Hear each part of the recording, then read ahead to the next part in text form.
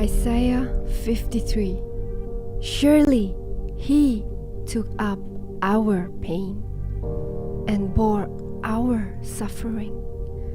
Yet we considered him punished by God, stricken by him and afflicted. But he was pierced for our transgressions. He was crushed for our iniquities. The punishment that brought us peace was on him, and by his wounds we are healed.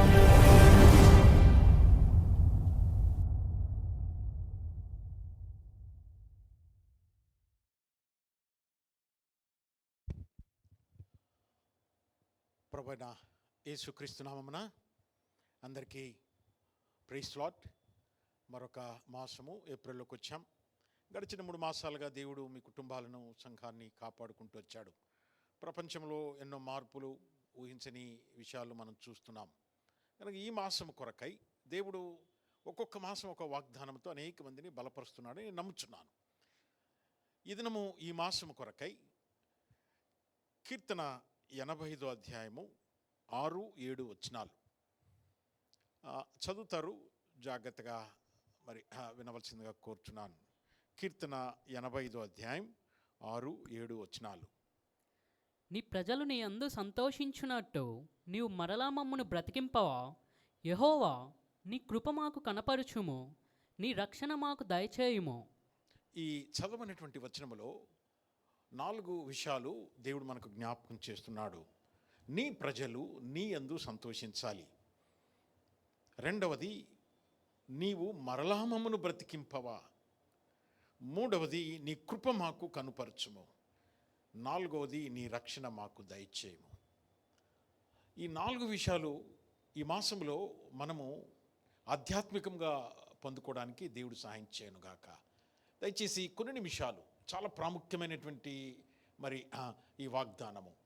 దీంట్లో ఆశీర్వాదం లేదని ఒకవేళ మీరు అనుకోవచ్చు. ఈ అధ్యాయంలో అద్భుతమైన ఆశీర్వాదం కూడా ఉంది. కానీ దేవుడు ఏమంటున్నాడంటే, నీ ప్రజలు నీ యందు సంతోషించాలి.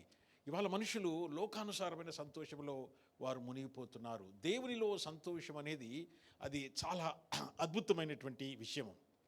రెండవది, నీవు మమ్మను బ్రతికింపవా, మరలా బ్రతికింపవా, మరలా బ్రతికింపవా. దీన్ని గురించి ఒకసారి ఆలోచించండి. ఈ మాసము దేవుడు ఎందుకు అంటున్నాడు, నువ్వు మరలా మమ్మను బ్రతికింపవా అంటున్నాడు? అంటే మనం బ్రతకడం లేదా? ఒక విశ్వాసిగా ఎందుకు బ్రతకాలి? అసలు దేవుడు ఎందుకు బ్రతికించాలి? ఒక 4 విషయాలు మీ గమనానికి తీసుకొస్తాను. కానీ దీనికంటే ముందు దేవుడు ఎందుకు బ్రతికించాలి, అసలు మనం ఎందుకు బ్రతకాలి? వాక్యం ఏం చెబుతుంది?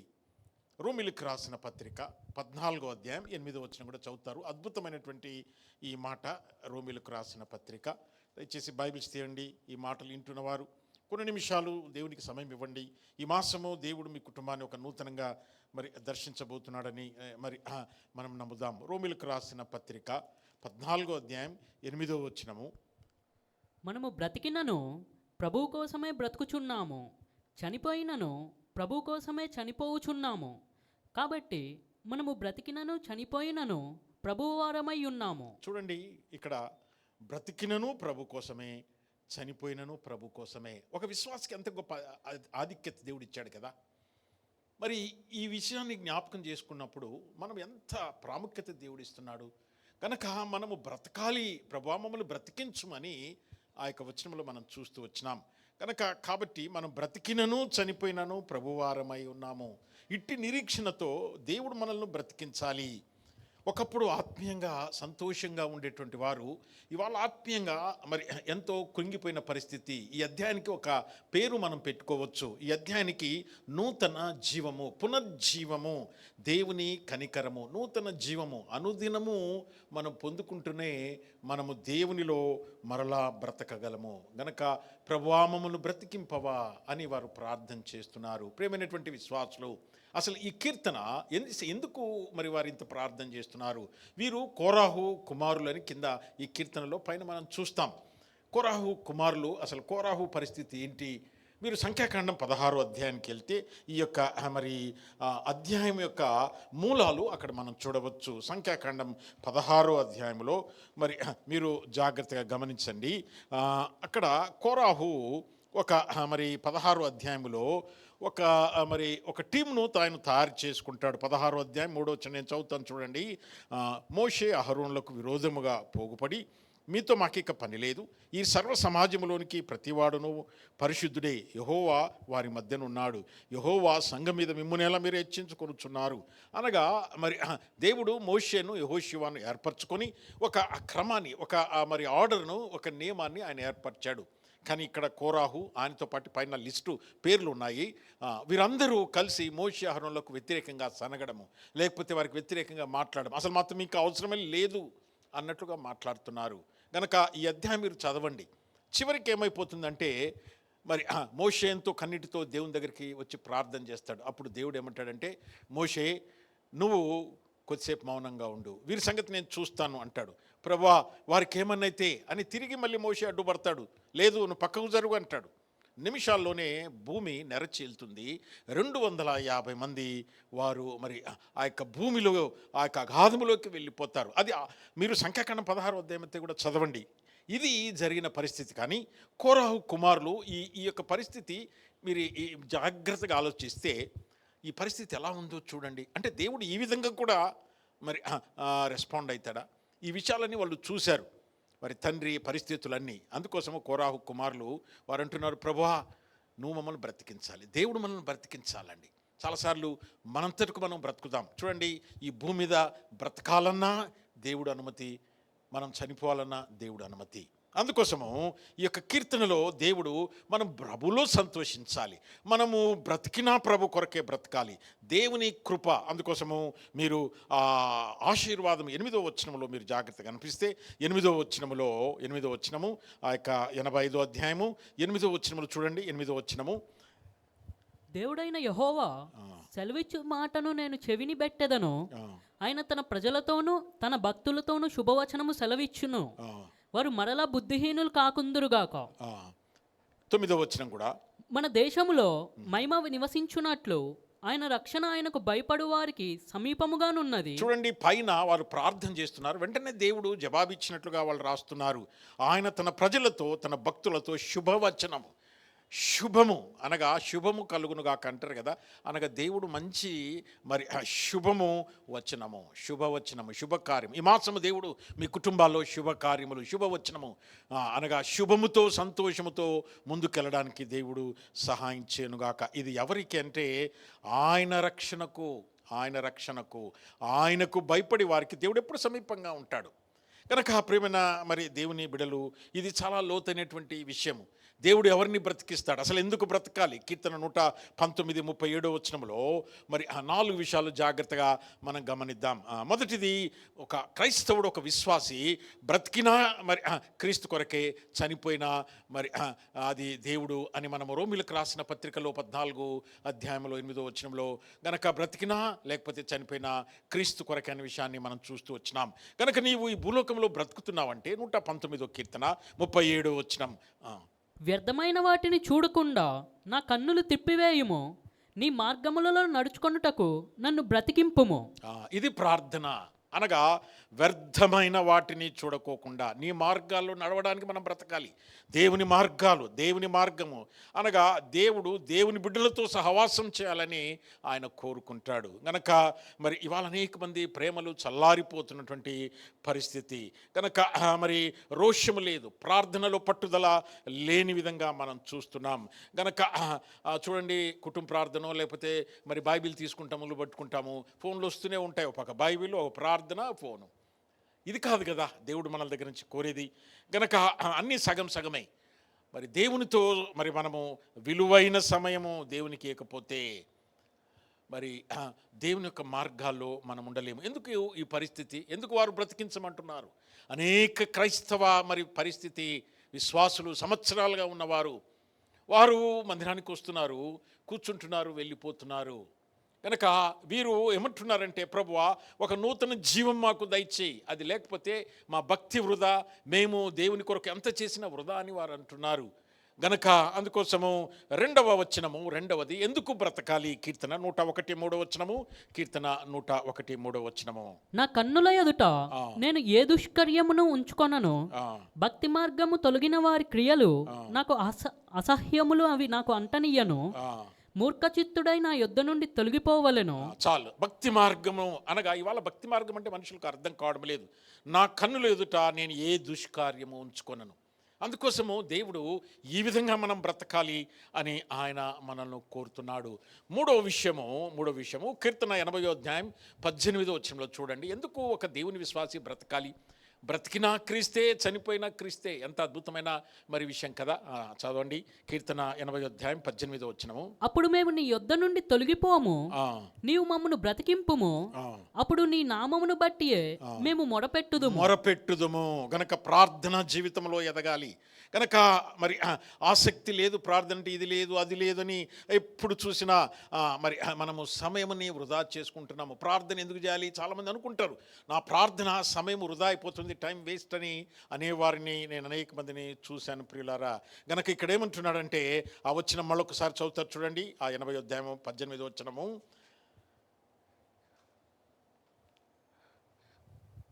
80:18 వచనము. అప్పుడు మేము నీ యొద్ద నుండి తొలగిపోము, నీ యొద్ద నుంచి తొలగిపోము, నీవు మమ్మను బ్రతికింపుము. దేవుడు మనల్ని బ్రతికించాలి. అప్పుడు నీ నామమును బట్టి మేము మొరపెట్టుదుము. దేవుడు మనల్ని బ్రతికించాలి. మనం బ్రతికినా దేవుని మరి బిడ్డలమే, చనిపోయినా దేవుని బిడ్డలు. ఆధిక్యత దేవుడు నీకు ఇచ్చాడు. ఎందుకు బ్రతుకుతున్నాం? అసలు దేవుడు మనల్ని ఎందుకు బ్రతికించాలి? కనుక ఈ లోతైన సత్యాన్ని జాగ్రత్తగా గమనిద్దాం. కనుక దేవుని విషయంలో పట్టుదల లేని పరిస్థితి మనం చూస్తున్నాం. కనుక అనేక సందర్భాల్లో మనం చూస్తే మరి విసుగు రాకూడదు దేవుని విషయాల్లో. ఎందుకు విసిగిపోతున్నావు? దేవుని విధానము, దేవుడు ఒక పద్ధతి ఆయన ఏర్పరచుకున్నాడు. కనుక నువ్వు నివసిస్తున్న దేశంలో, నువ్వు ఉన్నటువంటి ప్రాంతంలో, నువ్వు ఉన్న కాలనీలో దేవుడు నిన్ను ఎక్కడ పెట్టాడో అక్కడ దేవుని కొరకు నువ్వు మరి ఆ పరిస్థితుల్లో కూడా దేవుని కొరకు అద్భుతమైనటువంటి విధంగా ముందుకు సారాలని దేవుడు కోరుతున్నాడు. ఇంకొక వచనము చదువుతారు చూడండి. మరి ఎందుకు మనము బ్రతకాలంటే ఇంకొక 4వది అపోస్తుల కార్యములు 20:12 వచనం. అపోస్తుల కార్యములు 20:12 వచనము. మరి ఎవని వలనను రక్షణ కలుగదు, ఈ నామమునే మనము రక్షణ పొందవలెను గాని ఆకాశము కింద మనుషులలో ఇయ్యబడిన మరి ఏ నామమున మన రక్షణ పొందలేమనెను. 20:12 వచనం. అపోస్తుల కార్యములు 20:12. అపోస్తుల కార్యములు 20:12 వచనము. వాడు బ్రతికిన ఆ చిన్నవాణిని తీసుకొని వచ్చి అప్పుడు వారికి విశేషమైన ఆదరణ. దేవుడు బ్రతికిస్తే నీ ద్వారా అనేక మందికి ఆదరణ కలగాలి. ఎంతమంది మరి ఆదరణ నీ ద్వారా పొందుకుంటున్నారు? నీతో మాట్లాడితే ఇతరులకు ఆదరణ. కనుక ఒక విశ్వాసి ఈ అధ్యాయము నూతన జీవము. ఒకప్పుడు చాలామంది అంటూ ఉంటారు, ఒకప్పుడు చాలా ఆసక్తి అండి, ఇప్పుడు ఆసక్తి లేదండి. ఒక విశ్వాసి ఎప్పుడు అలా ఉండడండి. ఆసక్తి అనేది అనగా నీ భౌతికమైన వాటిని బట్టి, ఎమోషన్స్ని బట్టి కాదు. ఎందుకు ఈ విధమైన పరిస్థితి? ఎందుకు వీరు ఇలాంటి ప్రార్థన చేస్తున్నాడు? కనుక ఈ యొక్క మాసము ఈ అధ్యాయాన్ని మీరు 85 కీర్తన చదవండి. అద్భుతమైనటువంటి 4 విషయాలు మనము ఆ యొక్క 7-8 వచనాల్లో కనుక ప్రభులో సంతోషించే అనుభవం నీకుందా? ప్రార్థన, వాక్యము, దేవుని మందిరము, దేవునిలో సంతోషము, భూలోకంలో సంతోషం కొరకు ప్రజలు పరిగెత్తుతున్నారు. రెండవది, ప్రభువా మమ్మల్ని బ్రతికించు. దేవుడు మనల్ని ఇంతవరకు బ్రతికించాడు. ఆధ్యాత్మికంగా బ్రతకాలి. బ్రతుకుతున్నాం, బ్రతకడం లేదని కాదు, దాన్ని తప్పర్థం చేసుకోవద్దు. కానీ మనము దేవుడు ఆశించిన విధంగా మనం బ్రతకలేకపోతున్నాం. ఎందుకు కారణము? ఒక 4 సింపుల్ కారణాలు నేను చెప్తాను చూడండి. ఎందుకు క్రైస్తవులుగా, విశ్వాసులుగా దేవుని మందిరానికి మనం పర్యాయాలు వస్తున్నప్పుడు సంఘానికి వచ్చే వారిలో 4 రకాలైనటువంటి మరి విశ్వాసులు కలిగి ఉంటారు. కనుక జీవము గల దేవుని సంఘంలో మీరు జాగ్రత్తగా గమనిస్తే 4 రకాలైనటువంటి ప్రజలు మనం చూస్తూ ఉంటాం. నీవు ఏ యొక్క మరి గుంపులో ఉన్నావు? 4 రకాలైనటువంటి విశ్వాసులు. అందుకోసం 1 తిమోతి 3:14-15 వచనములో అక్కడ దేవుని మందిరములో సంఘము అనగా ఏదో మరి అది దేవుడు స్వరక్తమిచ్చి కొన్నాడండి. సంఘానికి నీకు ఎంత ఆధ్యాత్మిక సంఘము తెలుసా? అందుకోసమే కదా దేవుడు ఆ సంఘం కొరకే కదా ప్రాణం ఇచ్చాడు. చూడండి, మరి సంఘముతో నీ యొక్క ఆత్మీయమైనటువంటి బంధం సరిగా లేకపోతే, అంటే చాలామంది సంవత్సరాలుగా వచ్చినప్పటికీ సంఘములో ఐక్యపరచబడరు. నా ప్రియమైనటువంటి సంఘము జాగ్రత్తగా గమనించండి. అనగా సంఘమును హత్తుకొని ఉండే అనుభవాలు లేవు. కారణం ఏంటంటే 4 రకాలుగా విభజించబడి ఉన్నారు. నీవు ఏ గుంపులో ఉంటావో నువ్వు ఒక్కసారి ఆలోచించుకో. 1 తిమోతి 3:14 దేవుని మందిరములో సత్యమునకు స్తంభమును ఆధారమునై ఉన్నది. అనగా దేవుడు ఆయన తల అయితే బాడీ, మనము శరీరము. అనగా తల సంఘము క్రీస్తుతో పోల్చబడింది. చూడండి, చాలామందికి అప్పుడప్పుడు పెరాలసిస్ వస్తుంది. ఎందుకు వస్తుంది? ఎక్కడో మరి ఆ యొక్క బ్లడ్ ఫ్లో అయ్యే దగ్గర బ్రెయిన్ నుంచి వచ్చేటటువంటి ఆ నాడి ఎక్కడో అది మరి అది ప్రెస్ చేయబడడం వల్ల శరీరంలో బలహీనత ఏర్పడుతుంది, పెరాలసిస్. చాలామంది క్రైస్తవులు ఈ విధంగానే ఉంటున్నారండి. వారి జీవితంలో ఏదో జరిగి ఉండొచ్చు, కానీ ఇక్కడ వీరు ఈ మాసము నన్ను ప్రభువా బ్రతికించు అంటున్నాడు. అనగా ఒక పునర్జీవం, ఒక జీవము లేకపోతే లోకంలో ఉన్న మనుషులకు క్రైస్తవులకు పెద్ద తేడా ఏమీ ఉండదండి. కనుక మొట్టమొదటిది ఏంటంటే శరీర సంబంధమైనటువంటి వారుగా ఉంటారు. అనగా వీరు రకరకాల కారణాలతో మందిరాలకు వస్తారు. అనగా గుర్తింపు కొరకు, అధికారం కొరకు. 1 కొరింథీ 3:3-4 మీరు జాగ్రత్తగా చదవండి. ఇప్పుడు వచనాలు నేను మరి చదవడం లేదు, కానీ 1 కొరింథీ 3:3-4 వారు ఒక అధికారం కొరకు, గుర్తింపు కొరకు వస్తారు. అనగా మొట్టమొదటిది శరీర సంబంధమైన విశ్వాసులు. అనగా వీరు ఎప్పుడు చూసినా అక్కడ అసూయ అని 7 విషయాలు ఉన్నాయి. అసూయ, కలహములు, లేకపోతే ఆత్మీయ పసితనం అని ఉంది. పాలు త్రాగేవారు, అన్నం తినే అనగా బలమైన ఆహారము, అనగా వారు మందదృష్టి, అనగా వారు అనేకమైనటువంటి మరి గ్రూపులుగా. కారణం ఏంటంటే వాక్యంలో లోతు అనుభవము వారికి లేదు. ఎందుకు కారణమని మీరు గమనిస్తే 1 కొరింథీ 1:12 చదువుతారు. జాగ్రత్తగా వినండి. అసలు కారణం ఎక్కడ బీజాలు పడింది అనగా మొదటి ఆదిమ సంఘములో నుంచే ఈ యొక్క రోగము అలా వచ్చేసిందండి. ఇవాళ అనేక సంఘాల్లో కూడా మీరు జాగ్రత్త గమనించండి. ఇదండి పరిస్థితి. చదవండి 1 కొరింథీ 1:12. మీలో ఒకడు నేను పౌలు వాడను, ఒకడు నేను అపోల్లో వాడను, మరి ఒకడు నేను కేఫా వాడను, ఇంకొకడు నేను క్రీస్తు వాడను. ఆదిమ సంఘములోనే ఈ విభజన వచ్చేసింది. కారణం ఏంటంటే ఆదిమ సంఘంలో అపోస్తులైన పౌలు, పేతురు, మరి అక్కడ మరి కేఫా, వీళ్ళందరూ కూడా కష్టపడి పనిచేశారు. ఇప్పుడు ఒకడు అంటున్నాడు నేను పౌలు వాడని అంటాడు, కాదు ఇంకొకడు నేను పేతురు వాడని అంటాడు, కాదు ఇంకొకడు కేఫ్ అంటాడు, ఇంకొకడు క్రీస్తు. ఇవాళ ఇదే కదా మనం చూస్తున్నది. ప్రియమైనటువంటి మరి మనం క్రీస్తు సంబంధులం అండి. మనుషుల యొక్క మరి ప్రభావం ఈ దినాల్లో ఎక్కువగా ఉంది. కనుక ఇక్కడ శరీర సంబంధమైనటువంటి వారు కనుక ఇక్కడ మీరు చాలా లోతుగా వాక్యాన్ని గ్రహించేవారుగా ఉండాలి. సంవత్సరాలు వచ్చినప్పటికీ వారు శరీర సంబంధులు. అనగా పై వీటి దేవునితో సంబంధం ఉండదు వారికి. వాక్యములో వారు ఎదకపోవటం ద్వారా దేవుని వారు సంపాదించుకునే కారణం చేత వారు శరీర సంబంధమైన విశ్వాసులుగానే ఉండిపోతారు. రెండవది చాలా ఇంకా ప్రాముఖ్యమైనది. ఇది మీరు 1 కొరింథీ 2:14 ఆ మాటలు రాయబడినాయి. కనుక ఇది ప్రకృతి సంబంధమైనటువంటి వారు మరి విశ్వాసులు. అనగా దేవుని మరి ఆత్మ విషయంలో అక్కడ రాయబడింది ఏంటంటే దేవుని ఆత్మ విషయంలో వారు అంగీకరింపరు. అనగా వారికి అది వెర్రితనం అంట. ఆత్మానుభవం వారికి ఉండదు. వీరు ప్రకృతి సంబంధమైన వారు. వాక్యాన్ని అర్థం చేసుకోరు, గల సంఘంలోనే ఉంటారండి, కానీ దేవునితో వారికి సంబంధం ఉండదు. కనుక ఇది ఎప్పుడైతే ఈ యొక్క ప్రకృతి సంబంధమైన వాడు రక్షణ పొందుకుంటారు, రక్షణ పోగొట్టుకుంటారు. మరి కొంతమందికి రక్షణ అనుభవం ఉండదు, లేకపోతే ఇంకో విధంగా చెప్పాలంటే మరి మతములో ఉంటారు ఎక్కువగా. అందుకోసం చూడండి సంఘాల్లో కూడా వచ్చేసిన ఈ దినాల్లో. కనుక మరి మూడవది అంటే ఆచారాలు, కర్మకాండాలు, వాటికి వారు ప్రాముఖ్యత ఇస్తూ ఉంటారు. దురాలోచనలతో నడిచేవారు కనుక పరిహాసము చేసి హేళన చేస్తారు, సేవకులను కూడా హేళన చేస్తారు. చాలామందికి తెలియని విషయం ఏంటంటే హేళన చేస్తే దేవునికి చాలా కోపం అండి. దేవుడు ఆయన తట్టుకోలేడు. పరిహాసము చేయడం, భక్తిహీనులు, ఆత్మ లేని వారు. కనుక ఇక్కడ వారు కులము, మతము, వర్గ భేదాలు లేకపోతే అనుసరిస్తూ ఉంటారు. అది ఎలా ఉంటుందంటే ఒక భక్తుడు ఇలా వివరిస్తాడు. వీరు ఈ యొక్క ప్రకృతి సంబంధమైన వారు ఎలా ఉంటారంటే పొంగుతున్న సముద్రము, లేకపోతే నీళ్లు లేని బావిలు ఏముంటాయండి, పాములు ఉంటాయి అక్కడ, అంతే కదా, లేకపోతే మరి పురుగులు ఉంటాయి. అందుకోసము యూదాతో మరి అనగా వర్ణిస్తున్నాడు. అనగా మేఘాలు వస్తే కానీ వర్షం రాదు కనుక ఇది రెండవది ప్రకృతి సంబంధమైనటువంటి వాడు. మూడవది అనగా చాలామంది క్రైస్తవులు అంత్య దినాల్లో పరిస్థితులు ఎంతో భయంకరంగా ఉన్నాయి. ఎక్కడ చూసినా భయంకరమైన మరణాలు, యుద్ధాలు ఇవన్నీ జరుగుతున్నప్పుడు, ఇవన్నీ బైబిల్లో రాయబడినాయి కదా, గనక అవన్నీ చూసినప్పుడు లోకస్తుల్లాగా వారు కూడా కంగారు పడిపోవడము, ఎంతో ఆందోళన గురే పరిస్థితి. ఒక విశ్వాసి వీటిలో ఇంకా బలంగా ఉండాలి. కనుక మూడవది అపవాది సంబంధులు అనగా వీరేంటంటే దుష్టుని సంబంధులు. యోహాను సువార్త 88వ అధ్యాయము, యోహాను సువార్త 8వ అధ్యాయం 44వ వచనంలో ఆ మాట రాయబడింది. చదువుతారు చూడండి.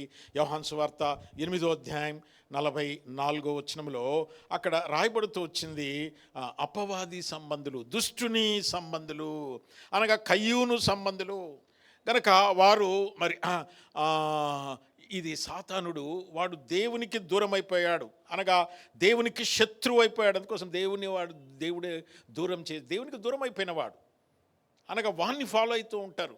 చదవండి యోహాను సువార్త 8:44.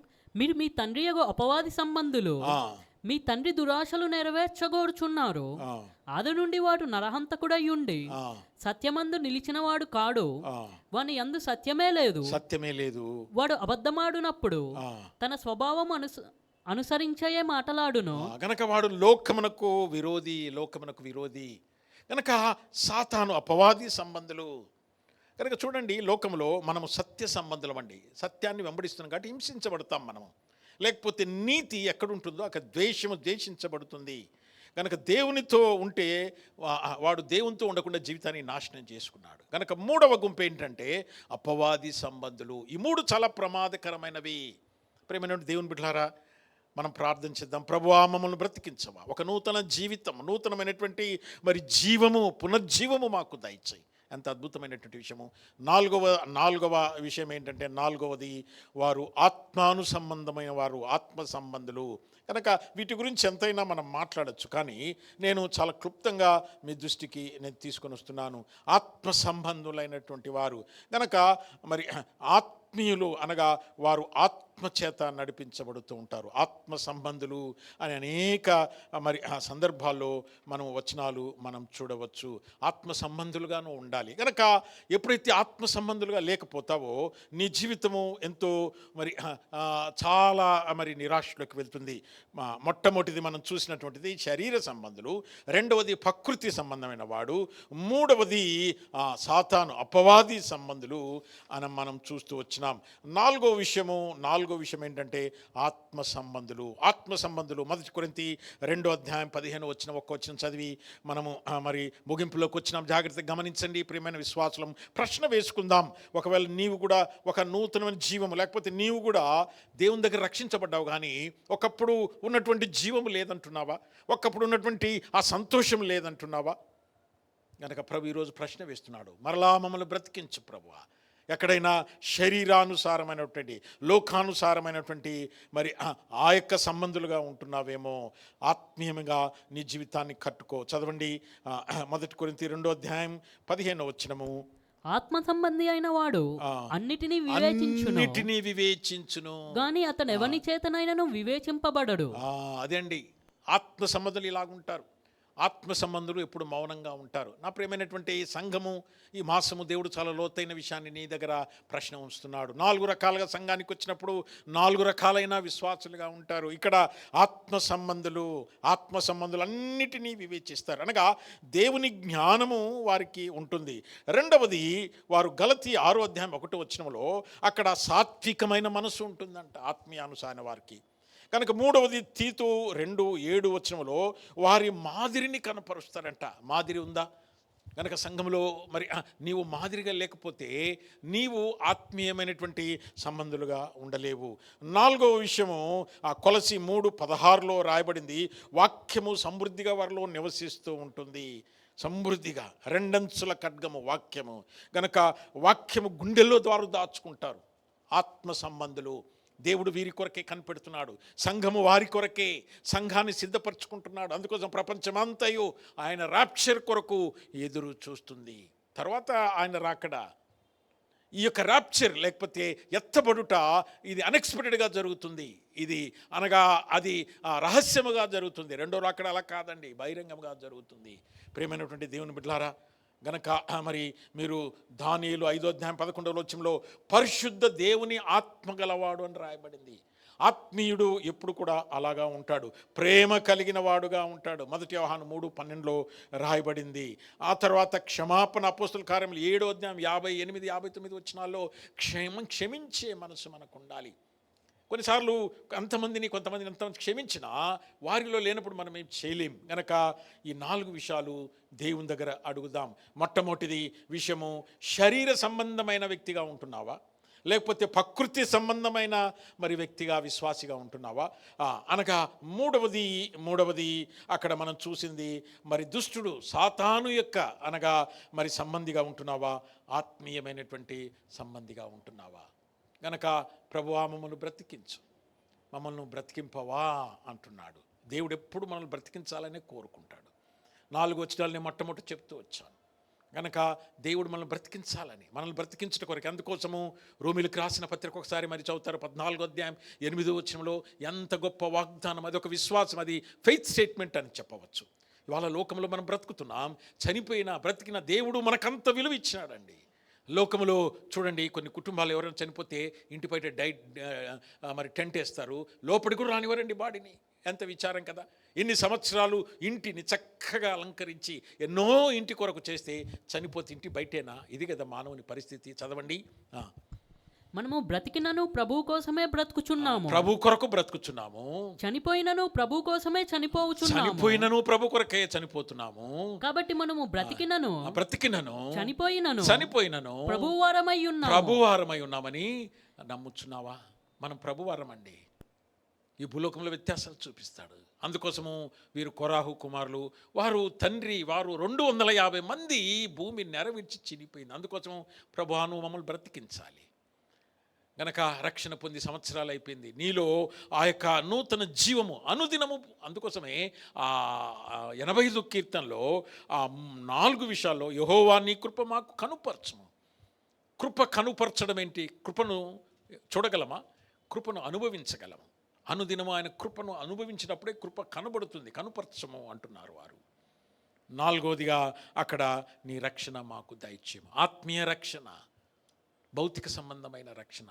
ప్రేమైనటువంటి విశ్వాసులు 4వ మాసంలోకి వచ్చాం గనక ప్రపంచంలో అన్నీ కూడా బైబిల్కు కనెక్ట్ అయి ఉన్నాడు. ఇవాళ అనేక మంది గడిచినటువంటి మరి 40 రోజులు మరి లెంటి డేస్ అని ఎంతో ఉపవాసం చేశారు. కానీ వాక్యానుసారమైన ఉపవాసం ఉందా?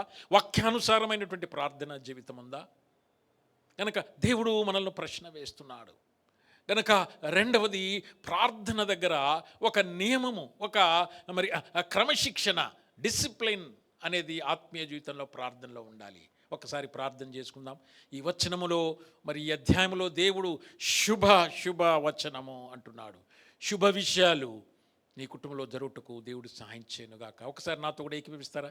ప్రార్థన చేస్తాం. మా ప్రేమగల తండ్రి, ఈ 4వ మాసము ప్రభు తండ్రి, మీరు మమ్మల్ని ఈ వాగ్దానం 85వ కీర్తనలో అద్భుతమైన 4 విషయాలు ప్రభువా నీ యందు మేము సంతోషించాలి, ప్రభువా మమ్మల్ని బ్రతికించవా అని ఆనాడు కోరాహు కుమారులు ప్రార్థన చేస్తున్నారు.